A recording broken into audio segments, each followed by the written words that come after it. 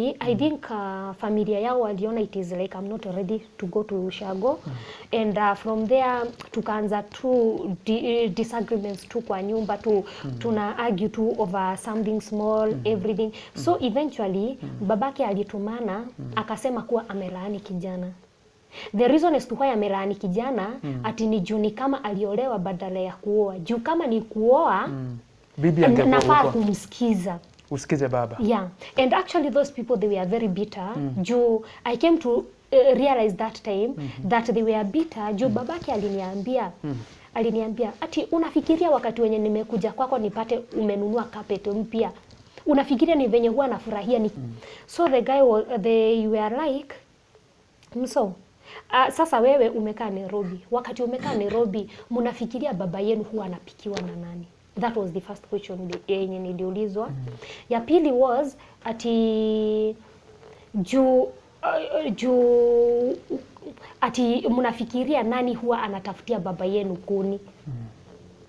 Nikiwa pale nikajiuliza, I haven't been into this family for all those years. Mimi ni kukuja tu nimekuja na mama ya kijana alipass many years ago, kijana akiwa bado class 2. So I was like hiyo miaka yote amekuwa akipikiwa na nani? Hizo kuni zenye wanasema amekuwa akitafutwa na nani? Kumbe that's when they said baba yake sasa akasema but I thank God I was wise enough sikujibizana na sikuwauliza. Baba ya kijana akasema so ujue next time yenye nitakuita utakuja ukae huku na ujue hautawahi rudi Nairobi tena.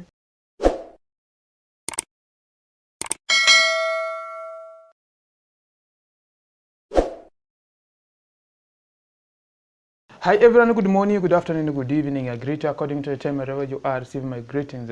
As usual, my name is KG Mtoto wa Mungu, aka Luckman. First, I want to say thank you, and I will never get tired of saying thank you. Thank you for your support, your like. Thank you for always coming back to watch my videos. I know and I believe that every video, story upload here, you watch and you learn from it. And today I'm sitting with Mso. Mso ni content creator, yes, but she has a story to tell about baby daddy, about the guy ambaye alimwamini sana, akamtrust sana 100%. Then akafly, akaenda Saudi ama sijui ni Bahrain, something like that. Then akiwa kula akawa anatuma mado wakipanga mikakati vile wataoana na vile wedding have big wedding. Lakini wakati alirudi alipigwa na butua, maana mipango ya wedding haikuwa. Hata zile tunaita project zenye zilikuwa zinafanywa za makuku nini hazikuwa. Then akapata jamaa move on na another lady. Noma sana. So without wasting so much time, I welcome you all. Welcome. This is KG Mtoto wa Mungu TV. Karibuni sana. As I introduce my friend and my guest to you. Karibuni. Mso!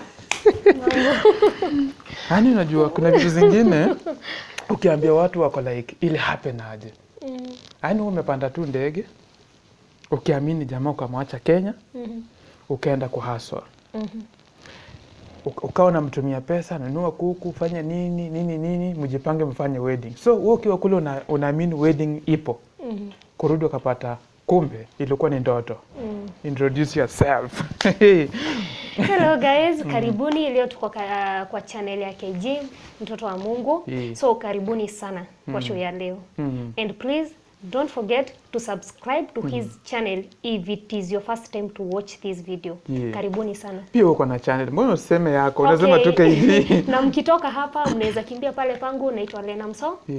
Official, mnaweza kimbia pale, subscribe and I will appreciate. Thank you. Lena Mso. Unajua the reason why nimekuita tufanye hiki kipindi ni vile mademu wengi sana wamefungwa macho pale nje. Unapata msichana anaamini mtu sana, anampa 100%. Then ana travel, akiamini this guy atampata rudi. But anapata hiyo kitu sio vile alikuwa anatarajia.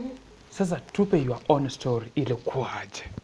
Okay, at first wacha niseme at least right now at least I have recovered from everything. Yeah. So saa hizi siwezi sema ati nakuanga na ile bitterness. Ulikuwa umevunjwa? I had a lot of bitterness. In fact, at first nilikuwa naongea nikiwa na a lot of bitterness, yani ile tu mauchungu, but I have later come to realize that sometimes ni vizuri kuongea wakati umetulia, wakati you are just okay, so that you cannot seem as if unajipendekeza sana, yet maybe the other partner maybe yeye anafeel ni kama yeye hakuwa na shida yoyote, but during that time since you are under the heartbreak, so saa zingine inafanyanga mtu akuwe na ile heartbreak without reasoning about the other person or maybe thinking about the other person. But saizi since I am over that, at least I'm in a better position to understand the reason as to why each and everything had to happen. Na sababu ya mimi kufika hapo penye nimefika, maybe was it not for the heartbreaks, sahizi singekuwa Lena Mso mwenye watu wanajua. So to me, I always feel it's like everything happens with a purpose, but that was not the same case. Na maybe sometimes back there. Yeah. So, siwezi sema it was that easy, because at first, wacha niseme, I rushed into marriage. Ukiniangalia, I'm still young. Lakini not that young. Not that young, Yeah. but I'm still young. Lakini, what I can say is, maybe nilikimbilia maisha sana, but ingawa nilikuwa nakimbilia maisha, siwezi sema nilikuwa nakimbilia maisha in a negative way. I can't conclude that. Juu each and everything that I did with my sound mind. Na hakuna kulazimishwa, nilikuwa nalazimishwa na mtu. Na even me walking into the marriage at that early age, si ati I had other issues, ama si ati I was desperate, or was it because of anything. It was all out of my own decision. Now the reason as to why it made me to make that kind of a decision, ni juu ilifika pahali, wacha nianze kwanza tukiwa hapa shule. Tukiwa hapa shule, unaona venye matichers walikuwa wanakuja wanafunza watu, saa zingine ati mnakuja ati mnaanza kupewa ma lectures, mnaanza kupewa ati ni advice mnapewa. So tukawa tunapewa advice. Na sasa most of the teachers, especially hawa wenye wanakuanga attachment, saa zingine walikuwa wanataka kuongelelea about the negativities kwa ma colleges na ma universities. So wengi wao walikuwa wanakuja wanatuambia sijui ati venye huko university, especially wasichana wengi wanajiwaste, venye kuna magonjwa, venye wengi wanapata mimba wanatoa. So I think out of that, ingawa yes, they were encouraging us tujaribu kusoma kwa bidii ndio tuweze kuingia kwa mashule, lakini still on the other side walikuwa wanatupia the other side of it. Ukienda huko, don't waste yourself, this and this happens. Most si kila mtu mwenye anaingianga anaenda anamaliza akiwa amekamilika kama venye aliingia. So I think out of kale ka mentality, and the fact that I had come out of a separated family, my mom and my dad, they were not together. Alafu, kwa ile mtaa yetu, kuna vitu nilikuwa na observe, naona venye wanawake walikuwa wanateseka, venye nilikuwa naona walikuwa wanatreatiwa na mabwana zao. So in short, from the background, I really hated marriages. I really hated that. Sasa hapa penye tumekuja tukaanza kufunzwa sijui venye huwa kuna happen kule. Sasa mimi I think okay, by then maybe ilikuwa akili ya kitoto, but for now ilikuwa akili ya kitoto, yes, but I knew what I was doing, and at the same time I don't regret today. So nikajiambia, if I will have to further my studies after Form 4, I want to further my studies nikiwa na mtoto, ili nikienda kule, venye hao watu wanasema ati watu wanafikanga kule wana lose focus. So mi nataka nikifika kule, I want to concentrate. Na at least since I'm not interested, sikuangi interested na marriages. So my ninio was, at least nikienda nikiwa nimepata mtoto, nikienda kule nikiwa na mtoto, nitaweza kufocus, nitatulia kwa masomo na nitaweza kufocus kwa mtoto. Unaona, furthermore, I had no plans of ever getting married. because of your mom, because of the and your dad. background I had come from. Zile vitu ulikuwa na witness. Yeah, and vitu zingine by the way, Yeah. I think huwa zinafanyika, watu huwa wanafikiria zinafanyika kikawaida, but in one way or the other, kuna venye huwa zina affect mentality ya mtoto. Kweli. Yes, utaona wale watoto ni kama ni wadogo, lakini kuna vitu moja mbili ambazo wana learn. Wakati nyinyi kama wazazi mmekaa hivi and then mnaanza fights ama mnaanza some kind of kutusiana mbele watoto. Yeah, kuna vyenye nyinyi mtafikiria maybe mnafanya juu because of your anger, Yeah. because of whatever you feel about your partner. Lakini by the end of the day, kama pale kuna watoto, wale watoto kuna kitu watakuwa wanachukua kutoka kwenu. Yeah.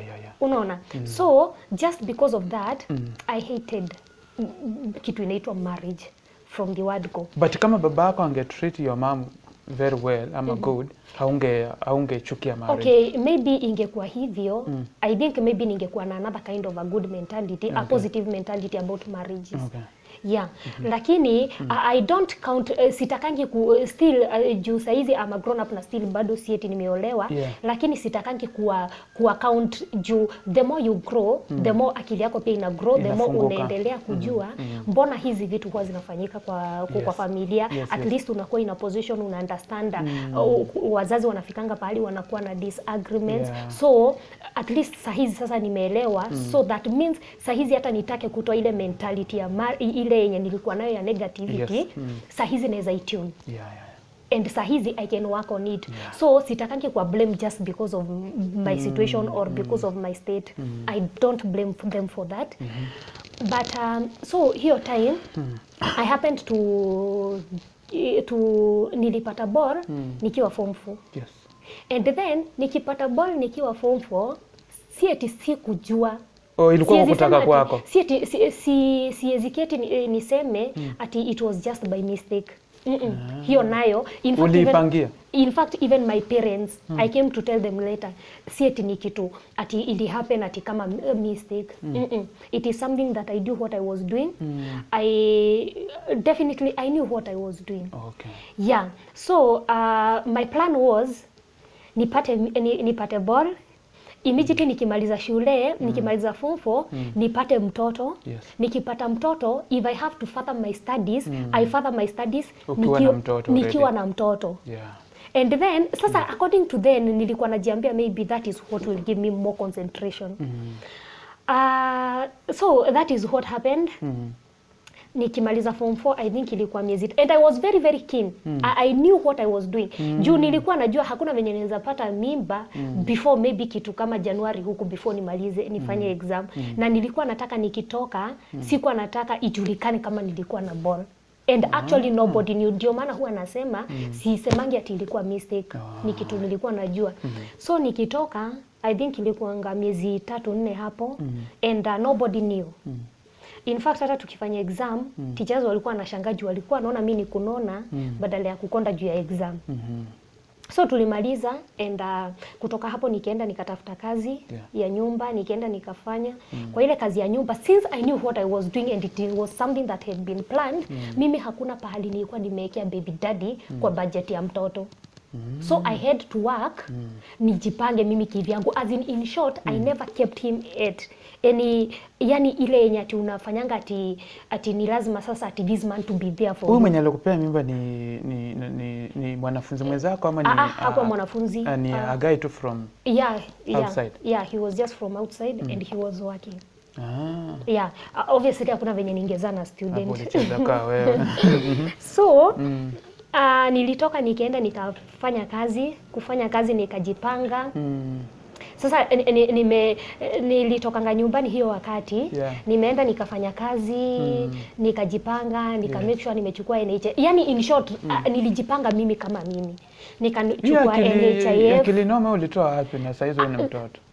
Ama uligrow kutokana na zile challenges ulikuwa na face, wazazi wako zinatokana na wazazi wako? I think and then I already knew this is what I want. Okay. Yeah. So I had to plan for it. Na hakuna venye ningeenda create tantrum kwa baby daddy in the name of ati juu nimepata tibole yake. Ulimwambia uko na ball? Hakuwa hata anajua.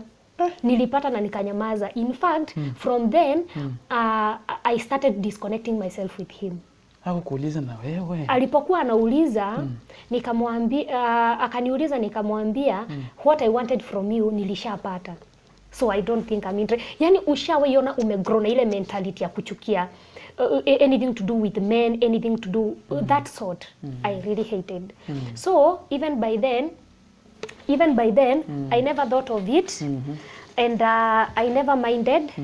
So tulikuwa tu nilimwambia tu chenye nilikuwa nataka kwako nilishapata, but he was siwezi sema he was a bad guy. He was actually a good guy because he came through for me and he made sure that he ensure that he was there for the child. Ingawa si kumuinvolve, na alikuja kujua when it was late, nikiwa hadi nimemaliza shule. So ndipo alikuja akajua, so nikaanza nikajipanga, lakini hiyo time hata hii NHIF yeye hata ajui venye hata anachukua NHIF.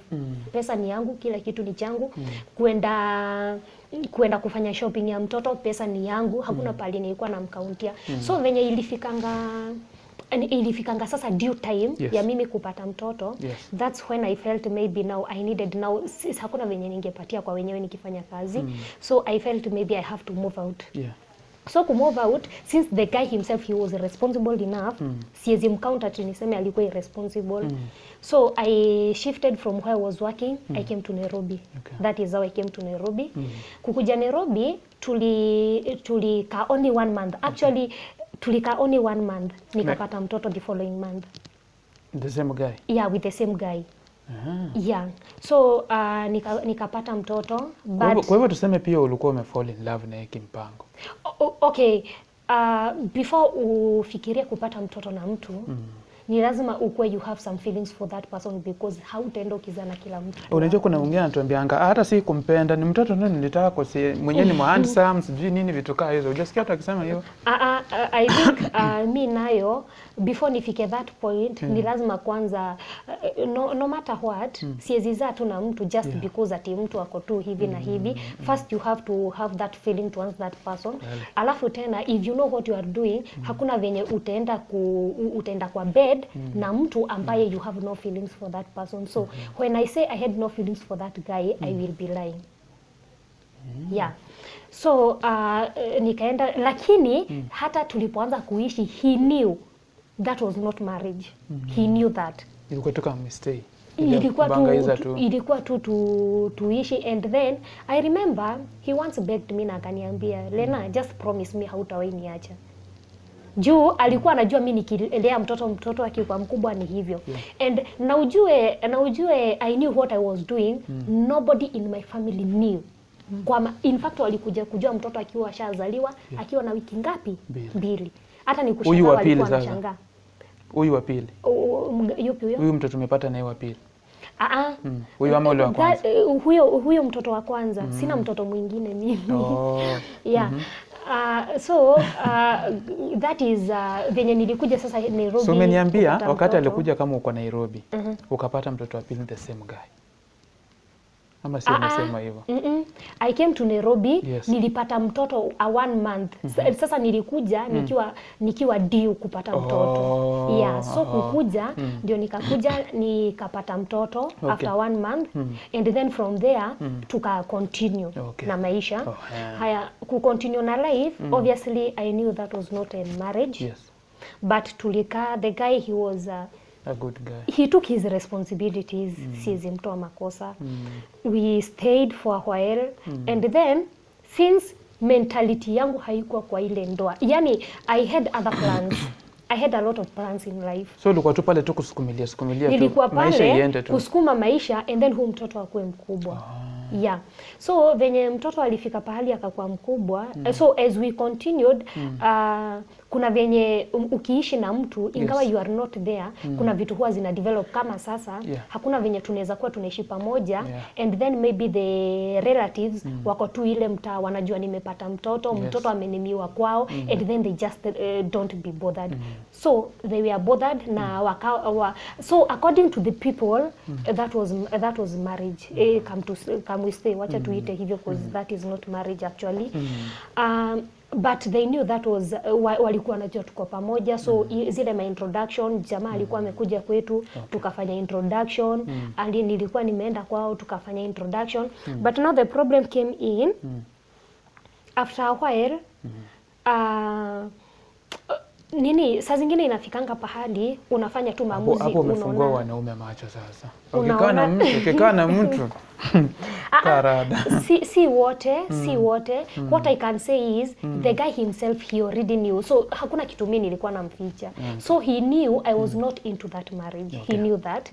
And but as we continued, kuna vyenye tulikuwa tuna relate, so ikabidi sasa hadi familia sasa zimeungana, zimejuana, tumejuana kama familia, watu wamejua tuko pamoja. So after all, as we continue, unaona obviously tunaendelea kugrow. Yes. Na just because that uko pale ati umepata mtoto, it doesn't mean that you won't grow yourself at just because uko pale for a while. Unaona?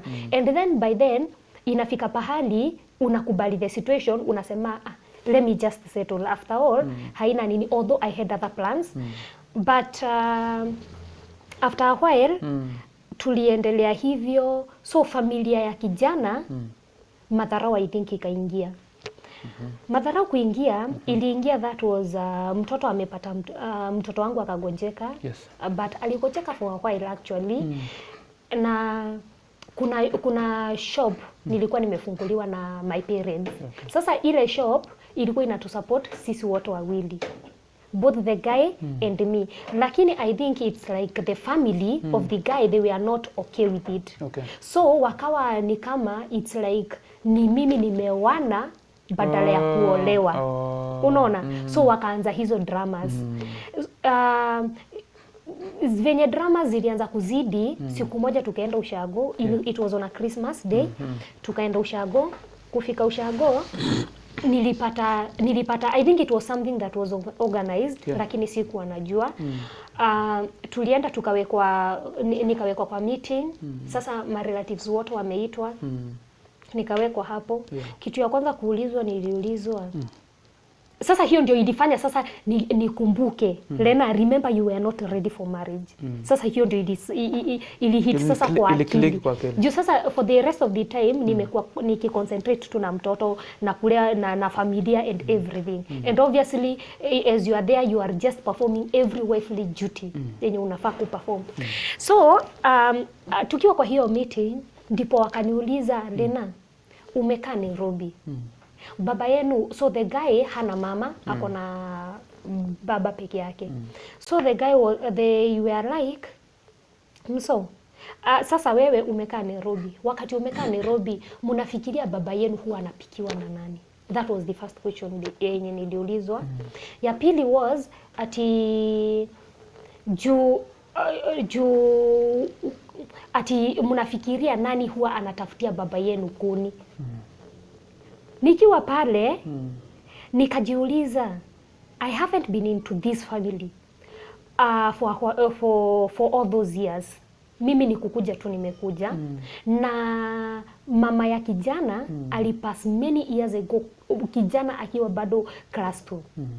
So I was like, hiyo miaka yote amekuwa akipikiwa na nani?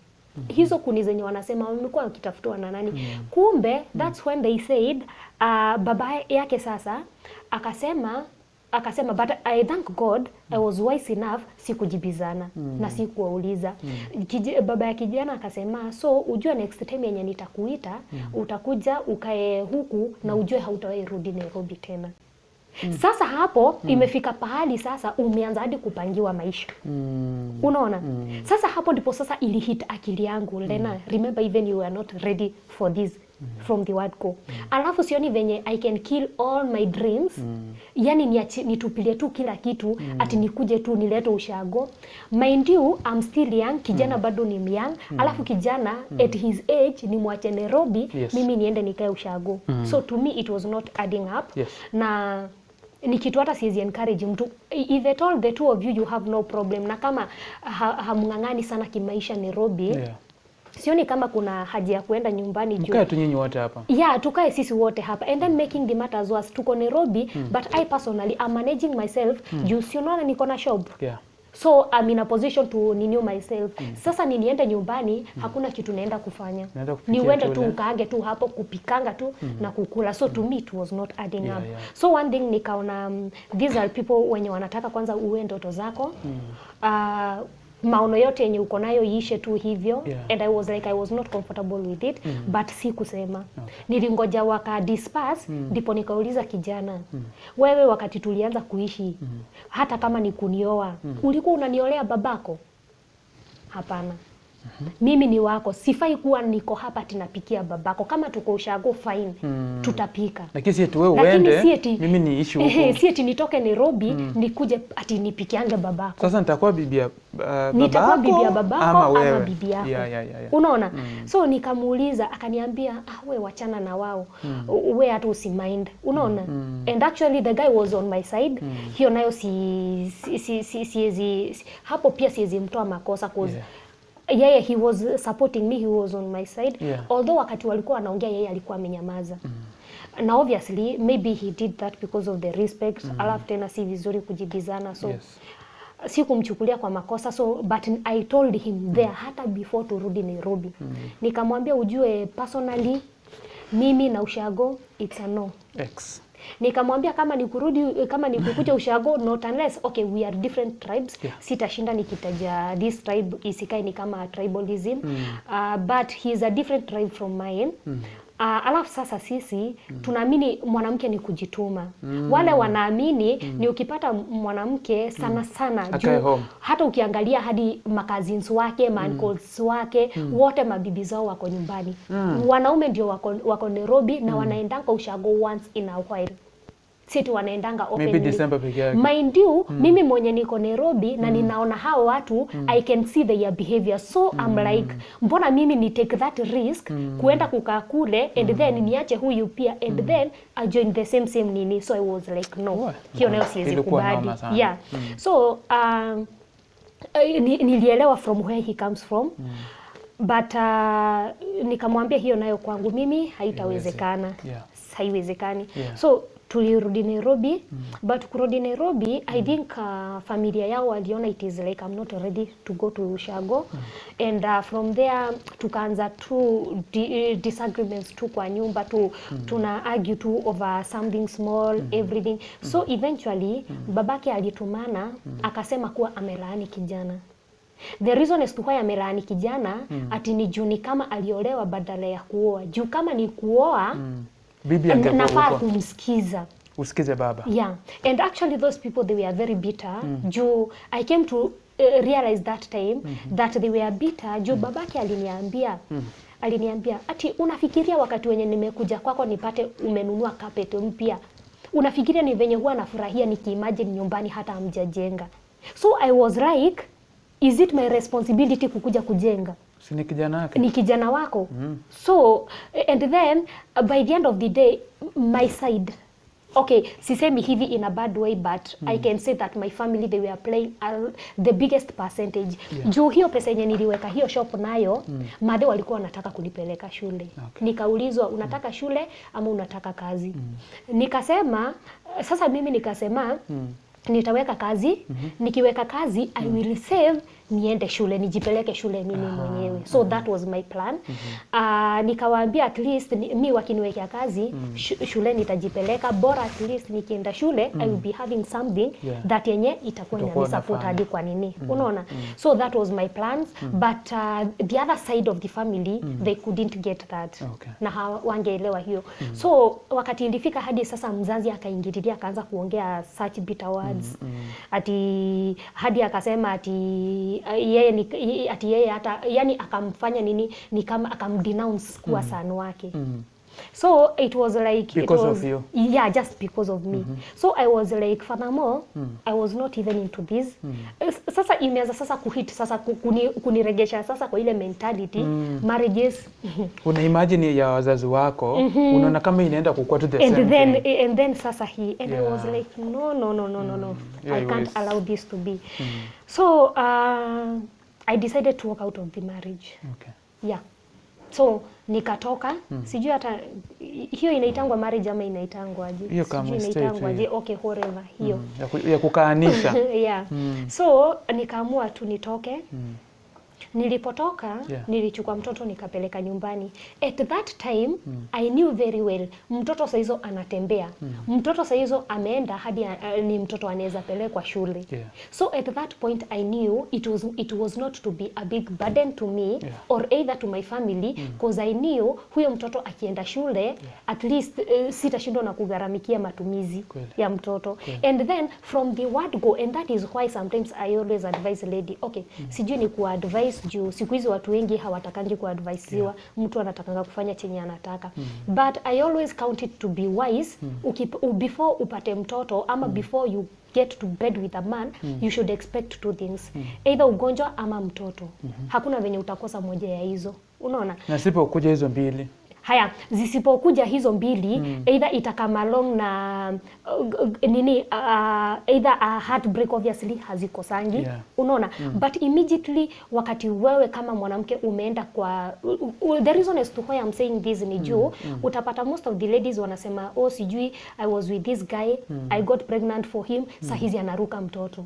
But you see, wakati unaenda ukijua vizuri hapa hivi naweza pata mtoto ama ugonjwa. So in case hata yule mtoto akikuja, hautakuwa na ile mentality ya kuweka the guy into it too much. By the end of the day, if it is not marriage, if it is not, and not only a marriage but legally married, that is at least huyo mtu amekuja hadi kwa wazazi, amekutolea hadi mahadi, at least huyo ni mtu unaweza fuatilia alee watoto.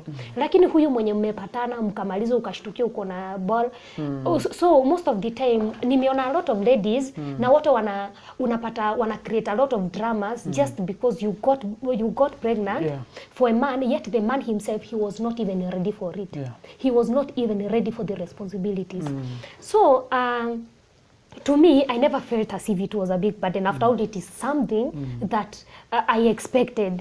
Na hata from the word go, I never relied on this person. So to me, it was not a burden. And nilipeleka mtoto nyumbani, akaenda shule. Kaliingia shule kakiwa kadogo sana, by the way. Na mimi nikarudi Nairobi, nikaanza kuhustle. Nilienda nikapata job side za Ruiru, kazi ya nyumba. Nikafanya huko 1 month, and then after a month nikaketi chini nikajiuliza, by the way, nafanya kazi ya nyumba, ningekuwa kwangu saizi, si ningekuwa mbali. Sasa nikaanza sasa kujirudia tena. Ungekuwa kwako sasa. Ningekuwa kwangu. Si ningekuwa at least na to progress kadhaa. Nikafikiria ama nirudi. Kwako kwa bwana wako sasa. Kule cause before nitoke si venye nilimwacha. Si venye nilimpatanga. Yani tulipatana tukajengana. So even when I was leaving, I left with nothing. So kila kitu niliacha. In fact hata manguo si kubeba. I left everything. So I was like, ama nirudi. Niende tu ni jigrow. Mimi personally niende tu ni jigrow. And I was like, I think that is what I should do. So Edmund venye nililipwa. Nikaamua nitarudi. Nikirudi tuenda tuhame pale. Tukihama at least tuende tuanze life afresh. Muende kwa new environment. And then kama ni mambo na watu wao, yani tusisikize mambo ya watu, yani we just be the two of us. So I decided to do that. Na nikaamua nirudi. Kurudi hiyo Edmund, nilirudi nikapata mtu imagine, and it was just during a very short while, nilipata mtu alisha move on, amepata dem na ameleta kwa nyumba. Making the matters worse, chenye hata kilifanya nikuwe bitter, ni ati the lady, she was insulting me. Na senzo ananitukana akiwa kwangu, na hata hajui ile nyumba ndio aipate ikiwa venye iko, hajui venye ameipata. Ile struggle exactly. So I was like, na haka kama mwanamke kana jifanya aje. So I decided to go back, lakini okay, I'm sorry to say this, but I think my biggest intention and my biggest aim, it was niende niende ndio nimtoe ili aache hiyo ujinga. Juu kama sasa tuseme maybe for instance nimeolewa na jamaa. Yeah. Tuseme nimeolewa na jamaa ako na baby mama pahali. I have no right to insult the baby mama. Yes. Alafu unapata mtu ana create post and then anakutag. Ili kukufidisha, mind you huyo mtu anakufidisha, ana enjoy chenye umeng'ang'ania. Jasho lako. Exactly. Yeah. For that while. So I was like, so mi kurudi, Yeah. I was like, hata heli nirudi, niende nijijengee pale, alafu tena yule nimtoe ili nimuonyeshe hivyo venye nafikiria anaweza nitukana, ajue hana right yeyote ya kunitukana. Yeah. So si eti nilikuwa ati sasa ni mapenzi imefanya sasa ile nirudi kabisa. So I went back. Kurudi, I told the guy, lakini before nirudi niliambia jamaa, Yeah. sipendi venye huu dem mwenye umeleta kwa nyumba venye ananitukana. So can you please talk to her? Yeah. Sasa dem badala ya aache, she continued. So I think alikuwa anafikiria maybe I was too much interested. I just wanted to get back to the guy ama ni nini. I don't know whether maybe she thought I was too much desperate for it. Kitu kama hiyo. So I think that is why alikuwa ana create a lot of dramas. But I went there.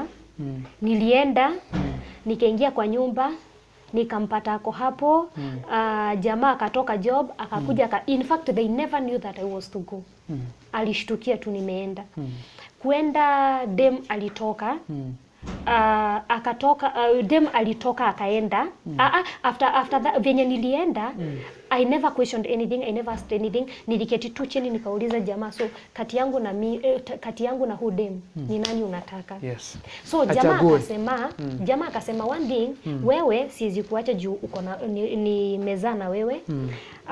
Na pia huyu siwezi muacha cause I had promised her that wewe hautawahi rudi. So ikawa ni ile 50-50. Nikaambia dem, sasa umesikia jamaa venye amesema. So it is upon us sasa tuamue chenye mtu anataka. Yes. I personally I decided to quit. Ukajitoa. Nikajitoa. Yeah. Of which venye nilitoka, the lady called me and she told me, Lena, actually I liked the way you behaved. You behaved in a very mature way. Juu ingekuwa ni mwanamke mwingine angekuja anze vita na tungepigana vibaya sana. Mngegongana hapo. Yeah. Lakini venye ulikuja uliact in a very mature way and because of that akasema huu jamaa inaonekana ni yeye hayuko straight. Yeah. So dem na yeye akatoka. Akajitoa tu pole pole. Alitoka tu akaenda. Venye alienda si jamaa amebaki peke yake. Yes. Jamaa kubaki peke yake, after a while I decided again to go back. Sasa narudi in the name of nataka nirudi tuende sasa tuanze sasa at least sasa hizo hana mtu, so ni mimi nirudi tushikane Mpange maisha tuendelee. So I went back but kurudi I think it was not meant for me. Sidhani hiyo ndo ilikuwa yangu. Yeah. Juu nilirudi the same day we had a very very terrible fight the whole night. Nilifika kitu saa moja hapo, saa moja na nusu. Lakini hiyo usiku yote tulilala tukifight. Maneno nini wewe? Actually saa zingine I think it was not just meant to be. Juu umerudi with good intentions and then all of a sudden vita imetokea from nowhere. Vita zijai kuwa. Yani just because okay, what happened, my cousin alikuwa anaishi first floor, nilikuwa naishi second. So venye niliingia, jamaa alikuja akabeba briefcase yangu, mimi nikaingia kwanza kwa cousin yangu. Nikiwa hapo kwa mlango, I got a phone call. Ile simu ilikuwa ya jamaa best yangu, alikuwa kwenye nilikuwa nafanya kazi. So venye niliona simu imepigwa, nikaona sitashikia simu juu kwa kuzo yangu. Nikasema wacha niende nikashikie kwangu. So I told my cousin, wacha niende kwa nyumba, tutaongea kesho. Ilikuwa usiku, tutaongea kesho. So ile simu niliweka on hold, nikaenda nikaingia kwa nyumba, mimi nikaketi tukaanza kuongea. Na sasa jamaa ako kwa nyumba, lakini sasa ushaweiona ile intention ya obviously mwenye ako on the other call ni jamaa. Yeah. So my intention was sikuwa nataka niongelele nje, huu jamaa siulize mbona unashikia simu nje. Yeah. So one thing angeanza kujiuliza mbona anashikia simu nje. Na juu si simu ilikuwa na anything nika decide wacha tu nishikie kwa nyumba. So jamaa akawa ananiuliza, "Mso sasa umeacha kazi, mbona umeacha kazi? Si at least ungeendelea nini?" Sasa tukaanza tulikuwa tunaongelea tu something to do with the job. Yes. And then juu ni wao walikuwa wamenizindikisha, Yeah. alikuwa anataka kujua kama nilifika salama. So unaona kwa zile harakati tu za kuongea tu ile tu just a general talk. Mimi nilishtukia jamaa sijui alishikwa na zawapi, alikuja akagonga simu yangu. Pa. Ikaanguka. Kuanguka akaniuliza, yani Lena uko na madharau aje? Unawezaje ongea na mwanaume mwingine in my presence? So I was like, nimekosa kushikia hii simu kwingine. In fact hata kwa kazini yangu ningeshikia. Si eti singeshika. Yes. Lakini nimekosa kushikia huko, nikaona wacha tu nishikie hapa since it is not a bad call. Nikifikiria maybe I'm doing the right thing. Yes. Na pia sikuwa nataka kushikia huko nje. So I was like then huyu si mtu anaweza furahishwa. So from there, imagine he just created a scene from it. In fact, alichukua simu, akapigia the other guy. Akamuuliza, venye aligonga simu, simu iliendelea kuongea, lakini hatukuwa tunajua kama bado kama yule bado amekata. So yeye akasikia jamaa akinikumbanisha. So the guy texted me, akaniambia, "Lena, I'm sorry, sikuwa najua kama baby daddy wako ako hapo." Actually he apologized. Lakini ku apologize ikawa hata ndio mistake zaidi. Jamaa alishika simu, kutoka hapo akaanza fight up to the following day. The following day akaamka, akajitayarisha, akaniambia, "You know what? Nataka kuacha kama nimefunga nyumba yangu." Nikamuuliza, "Kwani ni nyumba yako peke yako?" Nilikuwa nafikiria ni nyumba yetu tuko wawili. Akaniambia, ati hapana, sitaki nikuacha kwa nyumba yangu. Sasa mtu amekuambia hivyo, utafanya nini?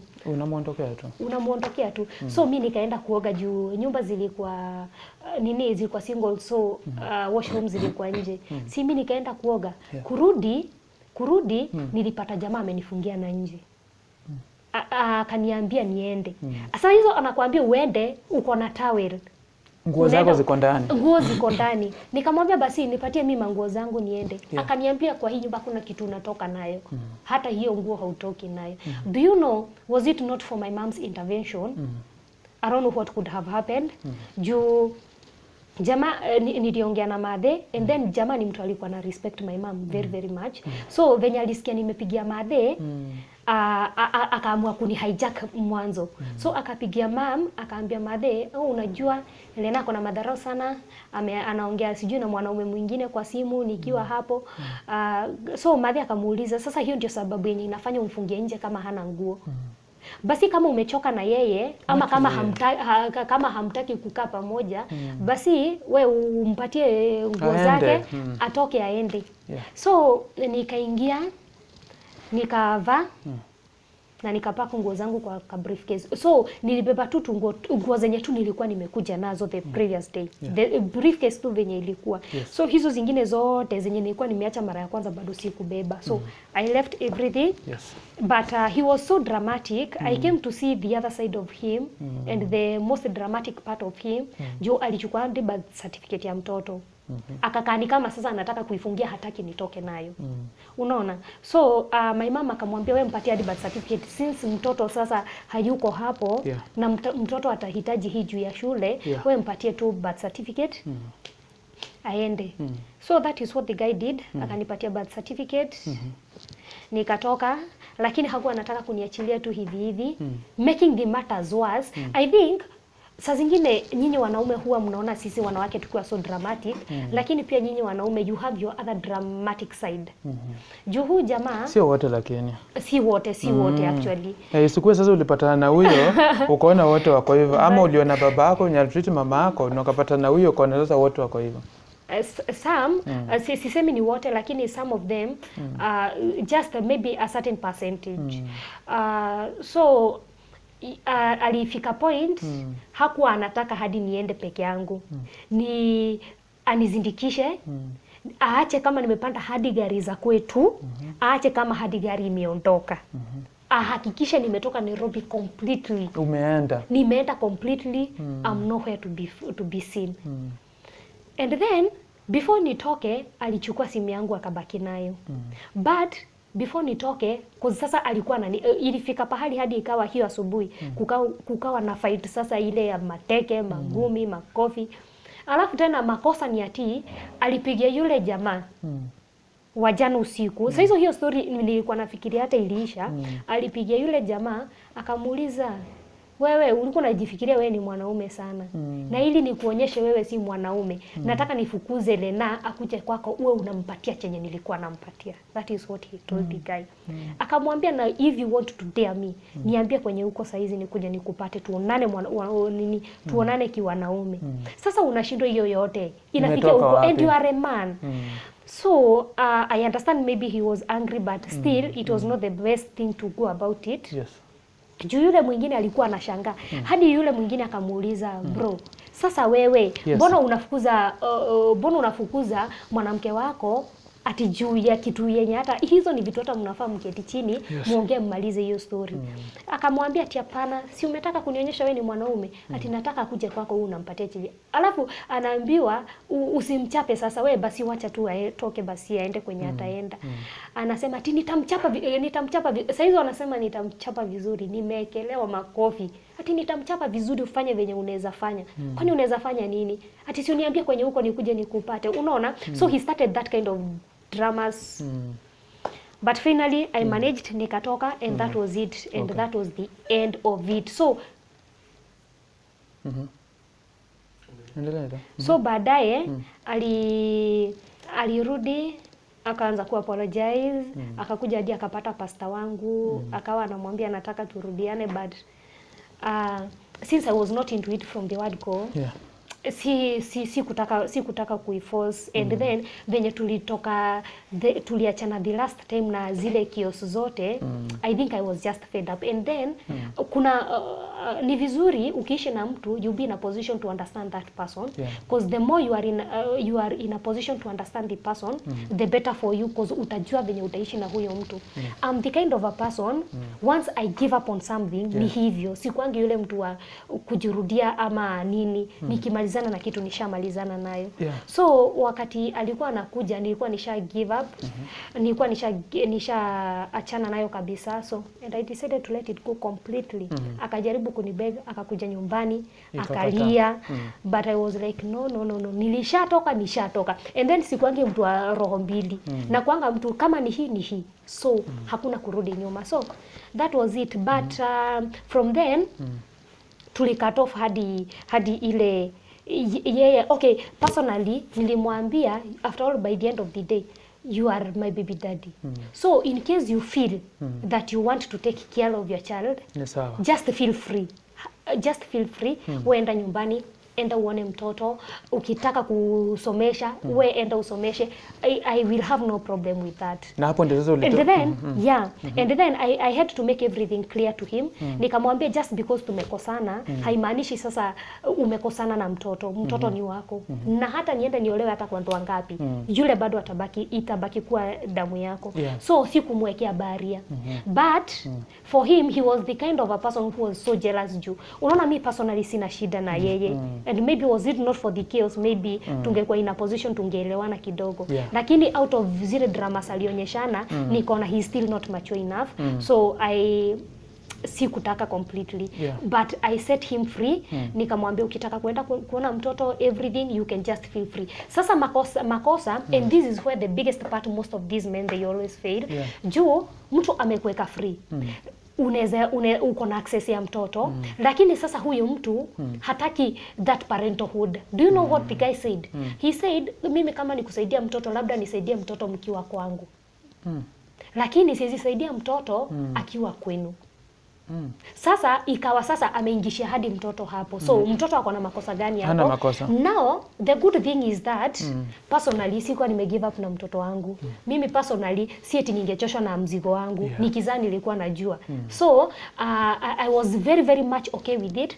Juu hata saizi even if I happen to date, I don't expect any dramas from that guy. Ati venye unaonanga ati mwanaume anakuja narudi kusema ati sijui nasaidia mtoto na wakati uko na mwanaume mwingine. Actually he cannot say that since he never supports with anything. Unaona? So to me on my side I always feel I'm also free, very very much free.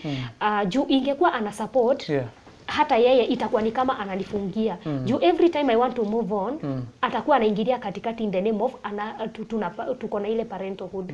Alafu tena unaona bado ni mtu bado maturity yake bado haijafika kiwango chenye inafaa. So huyo ni mtu mtakuwa mnasumbuana sana. It's like wewe ulikuwa umekomaa kwa mliko. Okay, siwezi sema nilikuwa nimekomaa vile, but siwezi sema nilikuwa nimekomaa vile. But I think maybe what I expected is not what he was giving. Juu hata kama haujakomaa, kuna kitu utaona mtu amefanya, uone amefanya kitu ya ujinga. Personally, wakati alikuwa na yule mwanamke kwa nyumba, yule dem, personally I never insulted the lady. Na si kuenda pale kuleta vita. Nilienda tu tukasolve, okay, unataka aje? Then ni sisi wanawake tujipange, unaona? I solved my own issue with him in a very very good way. Lakini mbona yeye ikifika ni time yake hataki kusolve in that way. That means he's that kind of a selfish person. Hakuna venye yeye atataka kukupea the listening ear. Yeye anataka msolve vitu venye yeye anataka. So I felt it was kind of selfishness and it was not good. Kama sio huyo baba yake kuwa na hiyo behavior, unadhani angekuwa good husband, mungeenda mwisho naye, mungekaa naye mpaka leo hii? Okay, concerning that what I would say, one day nianze pale kwa mdomo. Maandiko, the Bible says that the tongue has the power to curse and to bless. From the word go, I was not interested in marriage. Unaona? The fact that I was not interested in marriage, so inaweza kuwa yale maneno ya kinywa changu yenye nilitamka pale mwanzo, inaweza kuwa maybe it was part of those dramas, because anything can happen. Just because umesema hautaki haimaanishi ati ni lazima ati kukue na any official reason, but anything can happen. Maybe inaweza kuwa ni maneno ya mdomo yangu and the fact that I was not interested into it. This is juu sitaki ionekane it is like it was also their fault. But also juu kuna mtu atasema you are not interested into the marriage, yet uko hapo unasema ati maybe it could have worked, as in how yet you yourself you are not interested. So naweza sema maybe maneno ya kinywa changu bado maybe kili affect. And then the other thing niseme kuna kitu inaitwa God's plan. Maybe there is what God has purposely destined for you. If I can count myself where I am right now, I can say I'm far much better than back then. Back then maybe ningekuwa kwa kifungo yenye mimi mwenyewe singeweza kujifunga. Ungekuwa nalilia huko. Ningekuwa labda natesekea huko ama labda singekuwa in a position. Right now I'm a gospel artist. Right now I'm a YouTuber, si ndio? If only I managed to go with their idea. Nikubali kwenda nyumbani. Could I have been in a position to manage all that or maybe to reach to that extent? Ingekuwa ngumu. Unaona? So still nasema kuna kitu inaitangwa God's will. So if it is not God's will, then it cannot work no matter what. But because I always believe chenye Mungu amepanga kwa maisha yako KG, no matter what, no matter the circumstances, no matter what, hakuna venye itawaizuia God's will ku happen in your life. And that is why you find a lot of people, they have a lot of challenges in their marriages, but in one way or the other they will still find their way out and they sort themselves out. Unaona? Na upate hao watu wamesikizana bila kusumbuana. Maybe that is lakini mbona zingine no matter how much you try, kuna mtu unaweza pata amejaribu and then finally maybe ina end up maybe na kuuana ama ina end up na very very bad cases. So saa zingine if it is not God's will still it cannot work. And still bado hata kama haikuwa God's will still bado pia mdomo yako pia iko na the power. So unasema kuna wale ladies ambao wanasafa tu kwa sababu ya maybe wanaona watalipiwa rent, watakeshwa poa, wanaenda tu kusafa kwa hiyo na huyo jamaa, wanaishia huko na maybe wanaenda hapo kukaa life mbaya kwa sababu ya hiyo kuthreateniwa, lazima ni support mtoto nikiwa na yeye, sio hivyo kitu kama hiyo. Personally KG, what I can say is kuna kitu inaitwa independency. And as a lady, immediately you learn and you train yourself to be an independent woman. trust me you, that is the best thing that you will ever do. That is for yourself and for your generation. Juu no matter what an independent woman, hakuna wakati utawajipata anajipeleka low in the name of something or in the name of exchange. And still at the same time, kuna watu wenye huwa wanajipata in certain positions because of maybe huyo mtu maybe ako desperate. Huyo mtu maybe ako heartbroken. Maybe just because of the heartbreak unataka kumove on haraka, uonyeshe yule mwingine ulisha move on. So in the process unajipata umecrash pia. And still also in the same at the same point unapata maybe you feel it's like you have nothing. You are desperate. Yani unaona maybe the best thing it is just to stick here. You can stick. Personally, yes, I have ever sticked into a relationship, lakini that sticking, that's why I'm talking of being independent and knowing what you are doing. Personally, nishawahi stick in such situation, yenye unapata, yani huyo mtu anatamani uondoke, lakini you know what you are doing. Yes. Uko pale, lakini hauko pale kiujinga. Uko pale, lakini still bado unajipanga. In a way that ukitoka, hautatoka uende uteseke tu anyhow. Ni utoke uende uko umejipanga vizuri. In a way that nothing will ever happen yenye itawaifanya uregret kutoka kule. Ama nothing yenye itafanya utoke and then ujipate ni kama umetoka mguu mmoja ikiwa ndani, ingine iko nje. So at that point utajipata umetoka and then you will get back again. Wewe unaonekana uko na trust issue. According venye unaongea, kwa sababu saa hizi hata mwanaume ako approach saa hizi huwezi mtrust. Ukweli wrong? Hata ule mwenye atakuja ule mzuri, sasa Mungu amemleta malaika ndio huyo, unaweza mtrust? Hiyo nayo ni ukweli. Me trust issues na kuanga nayo sana na men, and it is not all about cheating or whatever. Mi sinanga shughuli, but only that ni nini sasa wanaume wanaweza fanya kwako ndio waitoe hiyo doubt ama ile trust issue? Personally, sahizi I'm a single mother. Yes. Okay, wacha nijiite hivyo, si ndio? Since niko na mtoto and if it is to get into a relationship, sikuangi na ile mentality ati ni get into a relationship ndio yule mwanaume akuja ni support kimaisha. So personally, before I get into a relationship, I have to make sure that I am stable enough. In a way that hakuna wakati yule mtu atafeel ni kama niko pale kuwa dependent kwake. So I have first to work on myself before sasa nifikirie kuhusu the rest. And the one thing is that if you work on yourself and you learn and you train yourself to be whom you are and you know what exactly you want, then you will never find any circumstance that it will ever hinder you. Being into any relationship. Sasa sahizi hata nikuwe na trust issues, lakini one thing I know for sure, mimi hata ni get into a relationship, one thing huo mtu hata waipata mimi nikichunguza njia zake ama nikifanya all those hizo vitu zote, I know mimi as long as I'm just focusing on my life, as in the most important thing kwangu, si kwa kila mtu ama si kwa mtu mwingine pale nje, but according to me, the most important thing, it is I personally working on myself and doing what I feel this is right for me. And maybe if I do this, hakuna venye itakuja maybe kuniletea shida yoyote. Okay. Yeah. Sasa kwa wale lady wenye wako pale nje, wamejifunga na baby, yani wanasema, unapata mtu anasema this guy ni mzuri, ako na do nini, nataka tu nimshike na mtoto ndio anisaidie. Na kuna wale wenye wako pale nje wanashangaa what to do, because right now as we speak right now wanateseka na baby daddy zao. 1 minute. It's all about you yourself. What do you want with your life?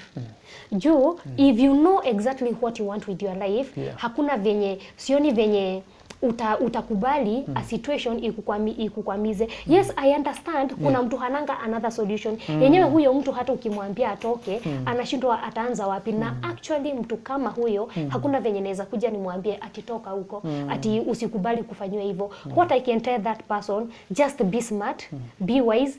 Ingawa unatesekea pale, jua unateseka, but it is just for a while. Ukiteseka hivyo venye unateseka, continue planning for yourself and for your future. It is all about about you, not about you and the okay, yes, it is sometimes it can be a matter of you and your partner, but ukiona maybe things they are getting worse, it is all about you and saving yourself and your kids. That is the most important thing. So wewe ukijijua tu na ujijue tu chenye unataka, I think then you are just good to go. You even making decision, it will be very easy for you. Yeah. Juu kuna mtu anafanyanga decision ako 50-50. Hajui which is which. Lakini ukijua exactly what you want, then you are just good to go. Wow. Yeah. Powerful. Watu watakupata wapi? Mtu akunipata anaweza nipata pale my YouTube channel, Lena Mso Official. Yeah. Okay. Na Facebook, in TikTok? Kote naitwa Lena Mso. Lena Mso. Yeah. Thank you, Lena. Kuna kitu nilikuwa nataka tuongelee, but when umeipeleka hiyo discussion ama hii talk imekuwa fiti, sitaki to branch to ile ingine, na feel iko tu hapo penye imefika. So kama uko pale nje na maybe you're a lady, umekuwa ukistruggle na baby dad, yani baba mtoto wako pale nje, umekuwa ukistruggle na wanaume pale nje, umekuwa maybe kwa situation kaa hiyo, unashangaa venye utafanya, venye utatengeneza life yako. Amekupea ujanja, umemchanua, si ndio? Ama anaweza kuja umpe ujanja mwingine. Labda wanaweza nipata huko, of which in this generation, sorry to say, lakini wengi wao hawataki kuambiwa. Wengi wao wanataka kufanya. Hiyo ndio shida ya watu, hawataki. So at this point, mostly I always tell people, your own experience is the best teacher for you. Wow. Yeah. Thank you for watching. I love you so much. Let's meet in the next video. Interview my story. Nitaweza sana. Bye bye. See you. Akia na Umegea.